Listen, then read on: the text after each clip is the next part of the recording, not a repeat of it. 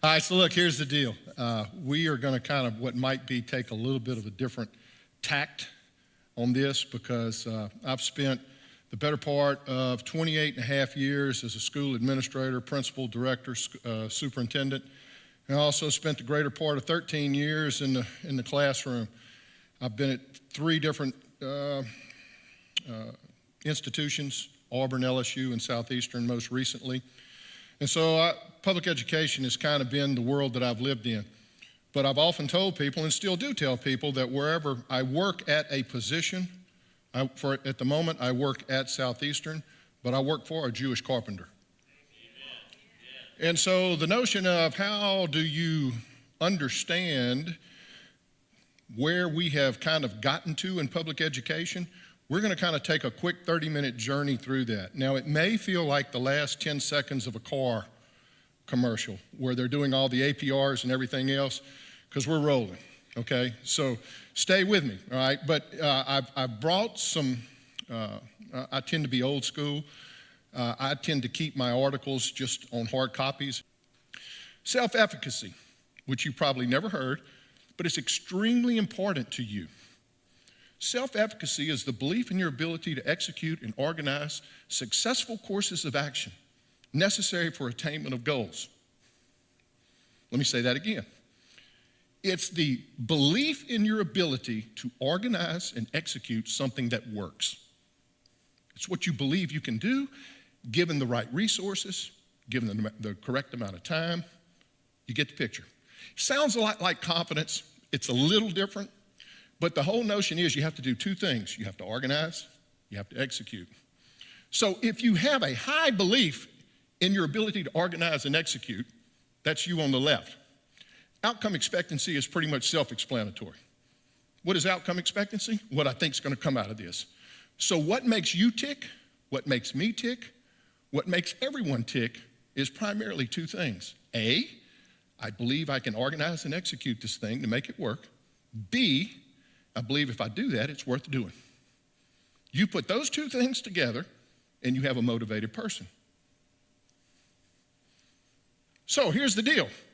If I believe I can do it, high self-efficacy, I believe it's important, high outcome expectancy, then I tend to be actively engaged. Where do you want you to be? Where do you want your students to be? If you own a business, where do you want your business people to be? Actively engaged. If I believe I can do it, but I don't value the outcome, I tend to protest.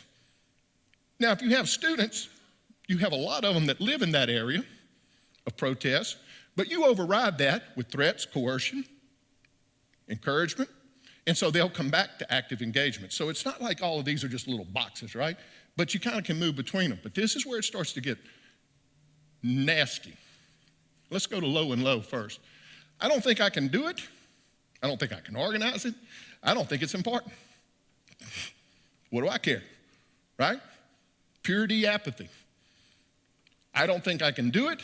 I know it's important. Stress. Now, let me explain to you, if you've ever dealt with a 16-year-old male sitting in your classroom, they are not going to walk up to you and go, hey, doc, I got to tell you, I know this test we're about to take is really important. I'm feeling a lot of stress, and I'm just not sure about my abilities to organize and execute. No, they're going to walk up to you and go, I don't care. I don't care. But their veins will be bulging, their nostrils will be flaring. In other words, what you'll see is all kind of emotion. That ain't apathy, folks. That's stress being passed off as I don't care.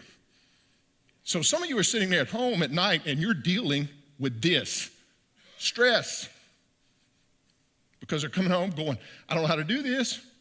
And what they're really saying is, I don't know how to organize and execute it, but I do know it's important.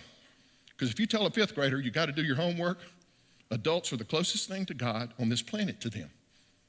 Whatever they tell them is true. So when you say it's important or the teacher says it's important, and then when the teacher tells you that's wrong, that can be crushing. And we're going to talk about that in a second, about how that kind of thing can really blow up in your face.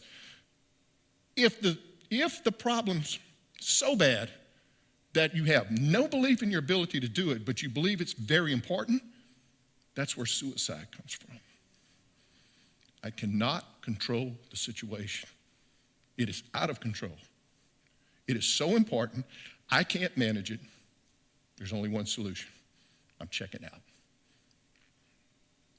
So this is a real kind of a down and dirty thing. You go, well, like the first time I talked to a lady one time, she said, so what's this self-efficacy stuff, right? So hang with me for a second. What does it influence? Well, your belief in your ability to do something, to organize and execute it properly, to make the task occur successfully, will influence the courses of action that you choose. Doesn't that make sense? It will, the degree of effort, how long you will persevere, whether you are resilient when the first time you do it, it blows up. Whether your thoughts help, whether your thoughts don't help.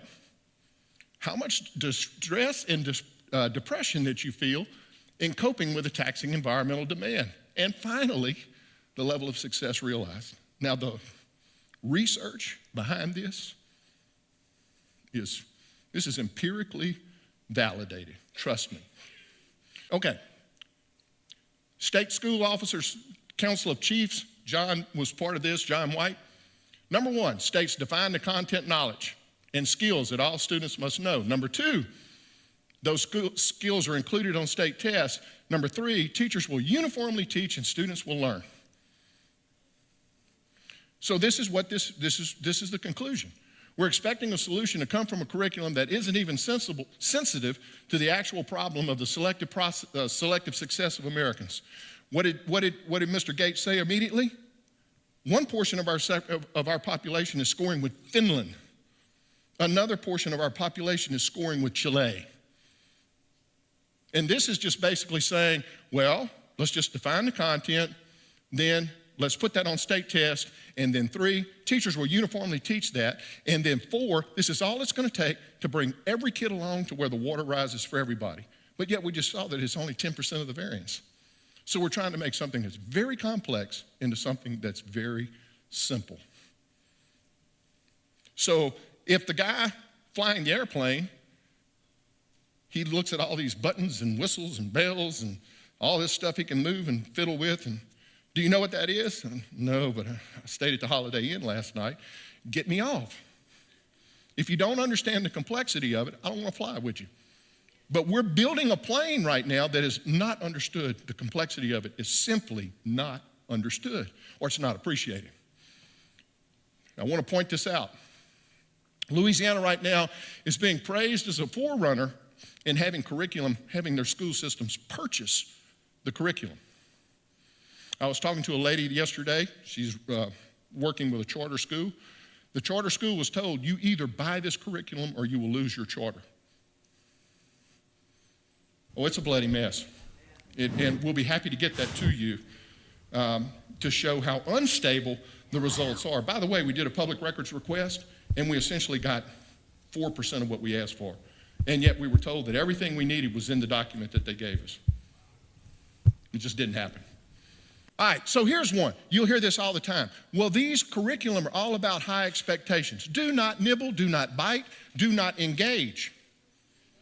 Those are code words that you can't win. Because if you're against high expectations, what does that mean? You're for what? You're for low expectations. In the meantime, true story, first grade question, Wade asked Lester, hey, can you undo subtraction with addition? Lester says, sure. And he's thinking, I don't really want to do it. But nevertheless, he says, yeah, sure. And so I asked Lester, how much is 16 minus x equals 7? And Lester says, well, the answer is 23. Wrong answer. Explain how Lester is both right and wrong, using words, symbols, and numbers. First grade. Now, we're back to this self-efficacy stuff. Are you going to tell me that a first grader can organize and execute a successful course of action to figure that out? What do you think is going to happen to this little dude? It's called stress. Big time. And now they're going to start worrying about whether I can get anything done. I must be stupid because the teacher's the closest thing to who?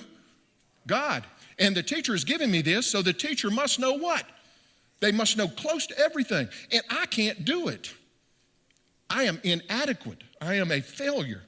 I cannot organize and execute. And I will tell you this, when you begin to have a consistently low view of your ability to organize and execute a course of action, you are a mess.